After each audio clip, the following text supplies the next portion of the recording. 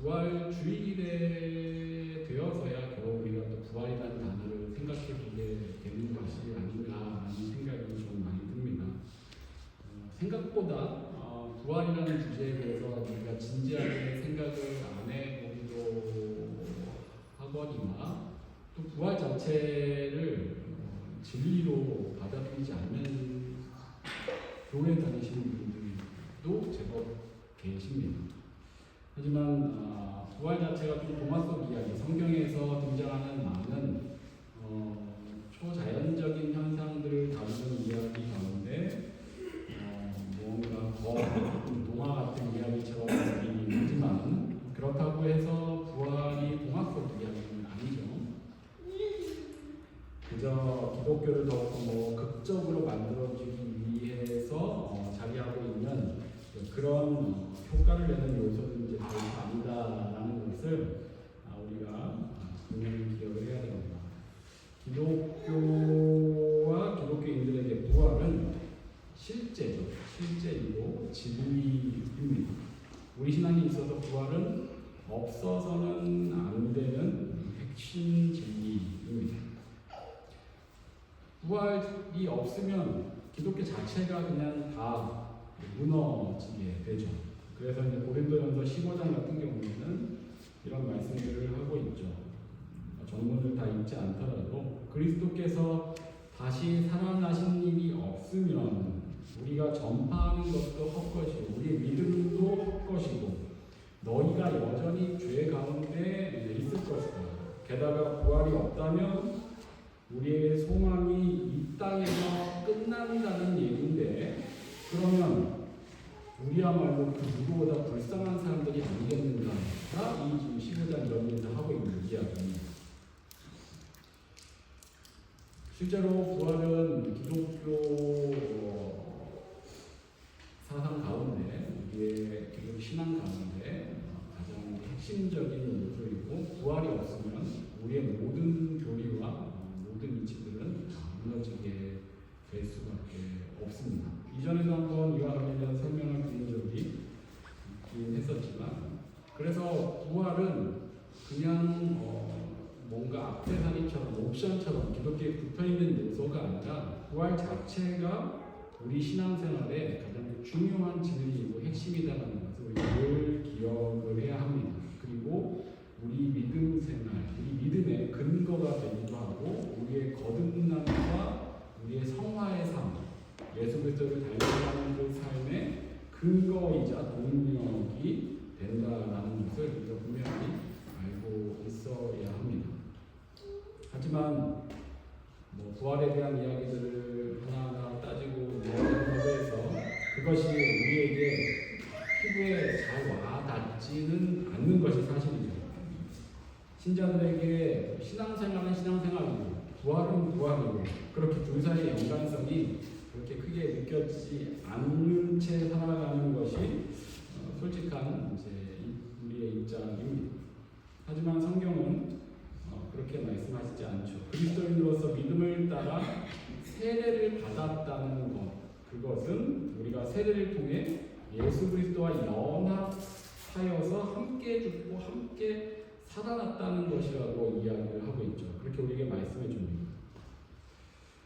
이후에 그렇게 될 것이다를 이야기하는 것이 아니라 세례를 통해 세례라는 것이 여기서 상징적인 의미가 될 수도 있겠지만 우리가 믿음으로 신앙을 고백하고 우리 안에 성령님이 들어오셨다는 것 자체가 우리가 예수 그리스도와 함께 죽고 함께 살아난 예수 그리스도와 연합한 자가 되었다라는 의미입니다. 되었다라는 것이죠. 이후에 될 것이다를 이야기하는 것이 아니다라는 겁니다. 그것을 로마서 6장에서 이렇게 말씀을 하죠. 그러므로 우리가 그의 죽으심과 합하여 세례를 받음으로 그와 함께 장사되었나니 이는 아버지의 영광으로 말미암아 그리스도를 죽은 자 가운데서 살리심과 같이 우리로 또한 새 생명 가운데서 행하게 하려 함이라. 만일 우리가 그의 죽으심과 같은 모양으로 연합한 자가 되었으면 또한 그의 부활과 같은 모양으로 연합한 자도 되리라. 이 말씀 우리의 부활이 육신의 죽음 이후에만 일어나는 앞날의 이야기라고 이야기하는 것이 아니라 그건 앞날의 이야기만이 아니라 이미 우리가 믿음을 고백하여 세례를 받을 때 그 예수 그리스도와 연합한 자가 되어서 그의 죽으심과 함께 죽고 그의 살아나심과 함께 살아났다라고 말씀하는 겁니다. 그의 죽으심과 함께 죽었다라는 것은 우리를 붙들고 있던 죄된 본성에 대해서 우리가 죽은 자가 되었다. 더 이상 죄의 속박에 묶여있지 않아도 되는, 더 이상 죄의 노예가 되지 않는다라는 의미이죠. 그리고 그의 살아나심과 함께 살아났다는 것은 하나님의 새 생명 가운데서 새로운 삶을 살 수 있는 새로운 피조물이 되었다는 것입니다. 이것이 신자의 거듭남이고 성화의 시작이죠. 다시 태어난 신자는 이제 죄에 대해서 죽고 하나님의 의에 대해서 살아나게 됩니다.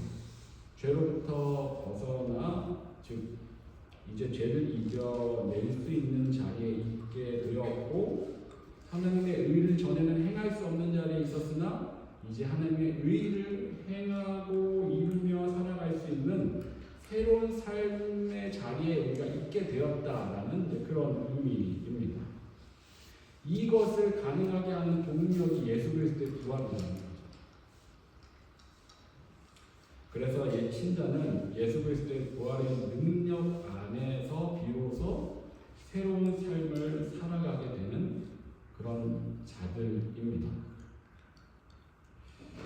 이것과 관련해서 예수님께서 간접적으로 우리에게 가르쳐 주시는 말씀이 오늘 본문 말씀입니다. 오늘 본문은 예수님께서 무화과 나무를 마르게 하신 사건에 대한 말씀입니다. 고난주간 중에 있던 일이죠. 지난 주중간에 있던 일입니다. 예수님께서 오늘 본문 전날 예루살렘을 방문하셨는데 이때 성전을 뒤집어 엎으시는 성전 청결 사건이 일어납니다. 그리고 거기서 나와서 베다니에서 하루를 유하신 후에 오늘 본문에서 지금 이제 이른 아침 시간에 새벽녘에 예루살렘 성으로 다시 들어가시는 중인데 그 길목에 예수님께서 시장하셨던 겁니다. 그래서 길가에 있는 잎이 무성한 무화과 나무를 보시고 그리로 가셨는데 거기에 열매가 없는 거죠. 그래서 예수님이 무화과 나무에게 이르기를 이제부터 영원토록 내가 열매를 맺지 못하리라 라고 말씀하셨더니 무화과 나무가 곧 다 말라버리게 됩니다. 이걸 보고 있던 제자들이 놀라면서 이게 어찌된 일인가 어떻게 이렇게 되었습니까? 라고 예수님께 여쭙자 예수님께서 하신 대답이 21절 22절의 말씀입니다. 예수께서 대답하여 이르시되 내가 진실로 너희에게 이르노니 만일 너희가 믿음이 있고 의심하지 아니하면 이 무화과 나무에게 된 이런 일만 할 뿐 아니라 이 산더러 들려 바다에 던져지라 하여도 될 것이요 너희가 기도할 때 무엇이든지 믿고 구하는 것은 다 받으리라 하시니라. 이게 지금 본문의 이야기죠. 오늘 본문의 이야기입니다. 이 말씀을 오늘 본문의 이 사건을 보게 되면 우리는 일반적으로 성도님들은 두 가지 교훈을 여기서 얻게 되죠. 첫 번째는 잎만 무성하고 열매가 없는 무화과 나무를 보면서 나는 하나님 앞에서 열매 맺는 삶을 잘 살고 있는가? 일반적으로 우리가 그런 생각을 하게 됩니다. 그래서 그런 거룩한 어떤 부담감을 여기서 도전으로 받게 되죠. 그리고 두 번째는 그 이후 이어진 기도에 대한 말씀을 보면서 나에게는 산을 옮길 만한 그런 살아있는 믿음이 있는가? 라는 그런 영적인 도전도 우리가 받게 됩니다. 열매 맺는 신앙에 대한 거룩한 부담감, 그리고 산을 옮길 만한 믿음에 대한 영적인 도전, 이 두 가지를 보통 받게 되는 것이 오늘 본문의 사건이죠. 오늘 본문만 딱 떼어놓고 보면 분명 우리에게 그런 도전을 주는 것만으로도 충분한 말씀이 될 것입니다. 그런데 이 사건이 일어난 맥락 가운데 본문을 살펴보면 우리는 그 안에 담겨있는 방금 말씀드렸던 두 가지 그 거룩한 부담과 영적인 도전 외에 여기에 담겨있는 예수님의 뜻과 마음, 의도, 이런 말씀하신 의도를 다시금 우리가 발견을 할 수 있게 됩니다. 오늘 보면 바로 앞에서, 즉 바로 이 전날 예수님은 아까 말씀드렸던 것처럼 성전을 한번 크게 뒤집어 엎으셨습니다.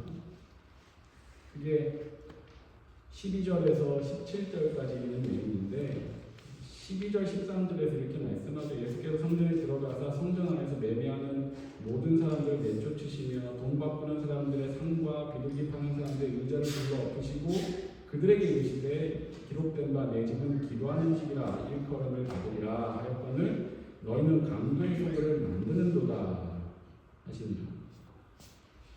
성전은 하나님께 기도하는 집입니다. 하나님께 기도하는 집이라는 것은 하나님을 만나는 곳이라는 거죠.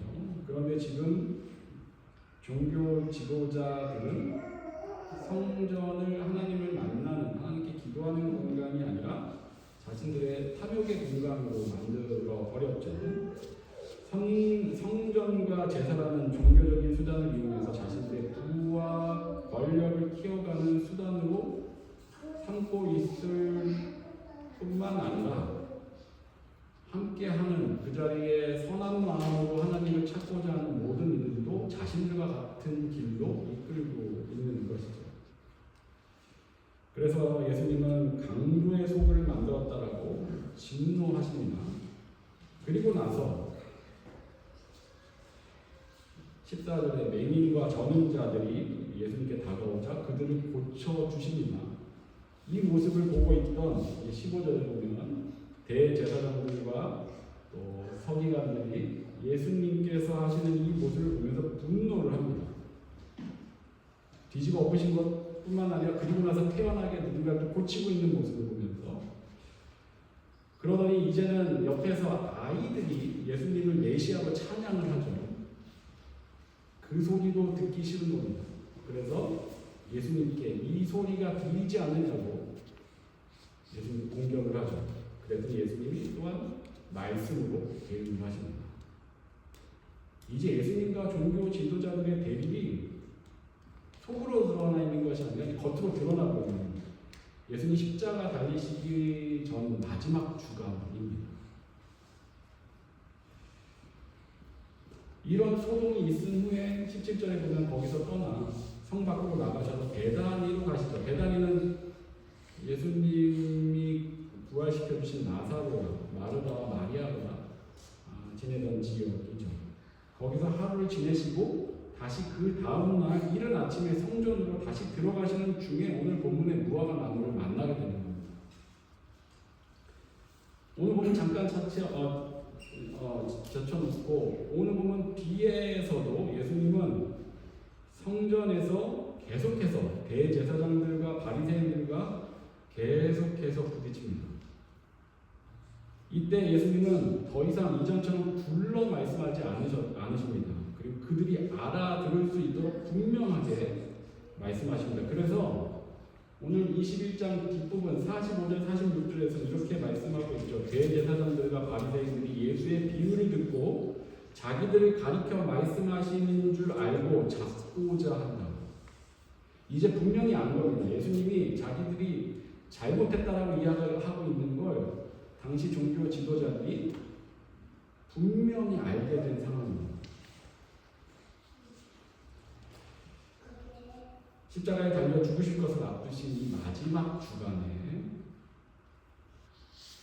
예수님께서 이와 같은 모습을 보여주신 것은 그냥 너희들 잘못했어라고 질타하신 수준이 아니라 이스라엘의 현재까지의 이 종교의 모든 것들, 하나로 달리 얘기하면 시스템이라고 할까요? 종교 시스템과 그 가운데서 기생하는 모든 종교 지도자들과 그 기득권자들의 행태, 이 모든 것들이 하나님 보시기에 하나도 바른 것이 없다라고 매우 크게 진노하고 지금 질타하고 계시는 중입니다.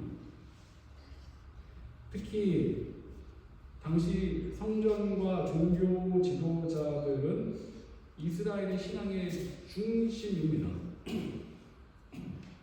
성전도 종교 지도자들도 백성들이 하나님을 만날 수 있도록 도와야 하죠.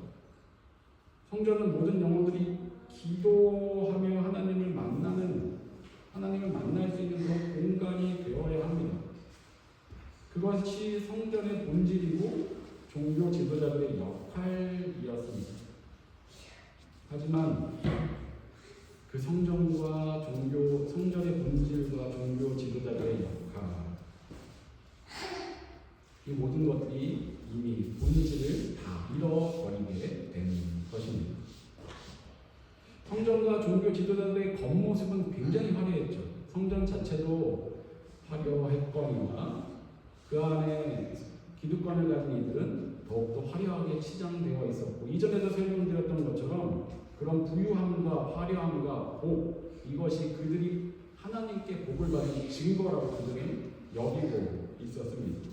겉으로 보기에는 더할 나위 없이 경건해 보이고 거룩해 보였습니다. 하지만 정작 그 성전과 그 지도자들을 통해서는 그 누구도 하나님을 만날 수 없었습니다. 입만 무성할 뿐, 아무 열매도 맺을 수 없는, 실상은 그 기능을 완전히 상실한 속이 텅 빈 종교가 되어버린 것이 그 당시 유대교였던 것입니다. 그 당시 유대교의 모습을 가장 잘 대변해 주던 게 오늘 본문에서 예수님이 만난 무화과 나무입니다. 예수님은 자신의 배고픔 때문에 무화과 나무를 질타하신 것이 아닙니다. 지금 앞뒤 모든 맥락은 현재 유대교의 타락과 부패를 예수님께서 정면으로 지금 질타하고 계신 중이셨습니다. 그리고 그 중간에 이 잎만 무성한 무화과 나무가 예수님 앞에 서 있는 겁니다. 그 모습은 지금 유대교라는 속이 텅 빈, 겉만 화려한, 잎만 무성한 그 종교가 예수님 앞에 서 있는 모습과 같았습니다. 예수님은 이 무화과 나무에게 내가 이후로 영원토록 열매를 맺지 못할 거라 말씀하시면서 동시에 이 심판의 메시지는 이 유대교의 성전과 종교 지도자들과 그들을 중심으로 행해지는 모든 종교 행위들이 앞으로 결코 열매를 맺지 못할 것이다라고 동시에 심판하신 것입니다. 그리고 예수님의 이 심판의 메시지는 그 말씀 그대로 실제로 이후 약 40년 뒤에 서기 70년에 예루살렘 성전이 로마에 의해 무너지면서 이 잎만 무성했던 무화과 나무 같던 당시 그들의 종교 시스템은 종말을 고하게 됩니다. 실제로 이때 성전을 중심으로 행해지던 성전 유대교는 여기서 종말을 맞게 됩니다. 대신 형태가 변한 납비 유대교로 바뀌어가게 되거든요. 구약부터 이어져 오던 그 종교 시스템, 성전을 중심으로 대제사장들과 종교 지도자를 통해 행해지던 그 유대교는 그렇게 끝이 나버렸습니다. 이런 의미에서 무화과 나무를 예수님께서 질타하신 겁니다.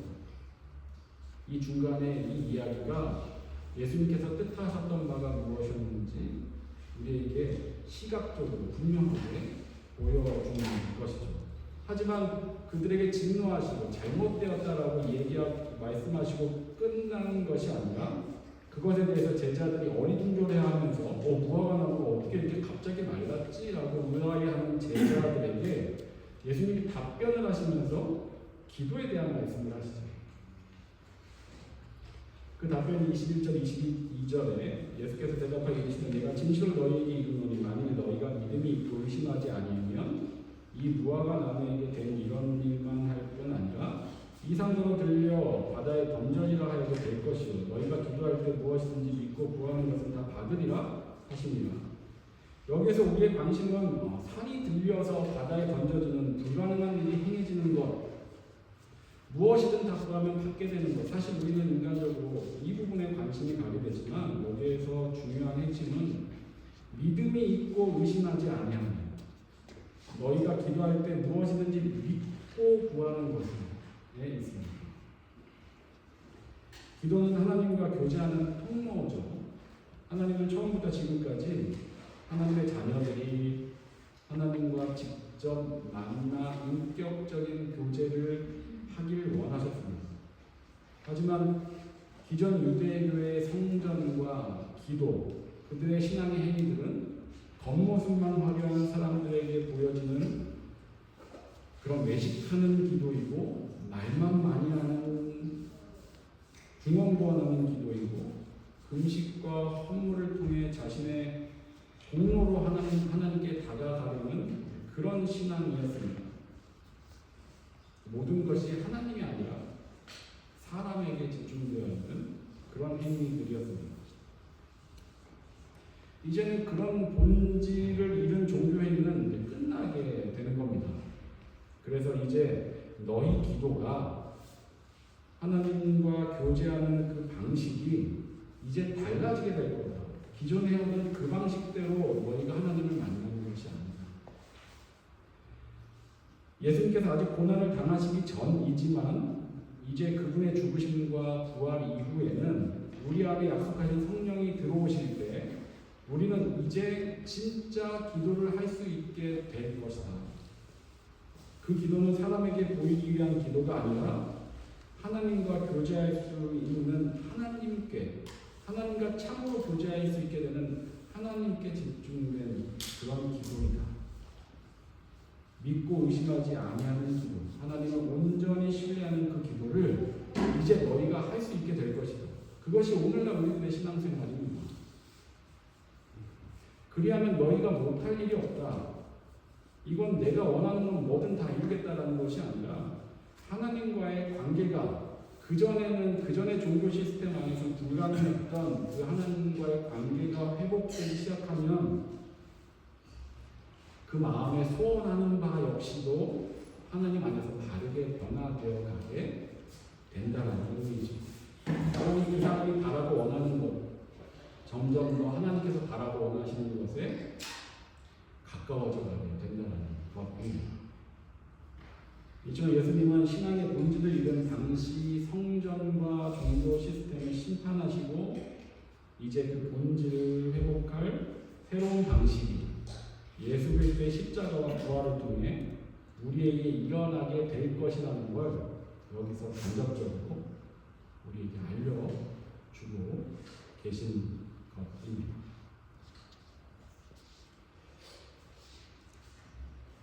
부활주일입니다. 부활의 기쁨을 나누자고 말씀했지만 분위기가 더 평소보다 더 가라앉는 것 같은 그런 주일인데 그 부활하신 주님의 권능이 있기에 우리가 예배할 수 있고 예배를 통해 하나님을 만날 수 있고 신앙생활을 통해 하나님과 개인적으로 우리가 교제할 수 있게 된 것입니다. 이것은 예수 그리스도의 부활 이전에는 불가능했던 일입니다. 사람들이 누구나 할 수 있는 일이 우리에게 또 일어난 것이 아니라 그 전에 아무도 하지 못하던 일이 예수 그리스도의 부활의 능력 안에서 우리에게 주어지게 되는 겁니다. 이제 죄를 이길 수 있는 능력이 완벽하진 않아도 그 가운데 가능해지고 예수 그리스도의 의를 쫓아갈 수 있는 능력이 우리 가운데 우리 안에 성령님을 통하여서 주어지게 된 것입니다. 그것이 성경이 말씀하는 새로운 피조물 된 삶인 것이죠. 이것이 신앙의 본질입니다. 하나님께서는 처음부터 우리가 하나님과 교제하길 원하셨습니다. 하지만 유대교는 구약의 신앙은 그 본질을 놓쳤죠. 본질을 놓친 신앙은 아무 열매도 맺을 수 없습니다. 우리의 신앙생활의 본질은 하나님과의 관계입니다. 예배 가운데 회중이 한 명으로 앉아서 예배를 드리는 게 전부가 아닌 것이죠. 내가 직접 하나님과 만나 그분의 음성을 듣고 그분과 교제해야 합니다. 그것이 예수님께서 죽으시고 부활하신 이유입니다. 우리 안에 성령님이 들어오신 이유입니다. 하나님의 말씀을 통해서 그분의 음성을 내가 직접 듣고 기도를 통해 그분께 나의 원하는 바를, 내 안에 있는 것들을 고백할 수 있어야 합니다. 누가 이야기해 주는 걸 통해 그렇구나 라고 넘어가는 신앙은 오늘 본문에서 예수님이 질타하신 유대교의 신앙과 다를 바가 없는 신앙입니다. 예수님은 여기서 분명히 너희들이 이제 기도를 통해 하나님과 직접 교제할 수 있게 될 것이다 라고 말씀하셨고, 그 일이 우리 가운데 일어났다는 것은 우리에게 주어진 큰 복이고 그것이 부활의 능력이고 기쁨인 것입니다. 그럼에도 불구하고 내가 하나님과 직접 교제하는, 하나님과 인격적인 교제를 하는 그 신앙생활이 아닌 겉으로 드러나 있는 예배 출석이나 교회에서 하라고 하는 것들을 기껏 그저 따라가게 되는 그런 신앙을 계속해서 살아가게 된다면 이 신앙생활은 결국 본질을 놓치고 열매를 전혀 맺을 수 없게 되는 것입니다. 그래서 계속해서 개인적으로 말씀 묵상하는 일을 강조하고 있고 그것만 지금까지는 강조하고 있습니다. 그래서 개인적으로 말씀을 보시는 시간이 우리에게 필요하고 개인적으로 기도하는 시간이 필요합니다.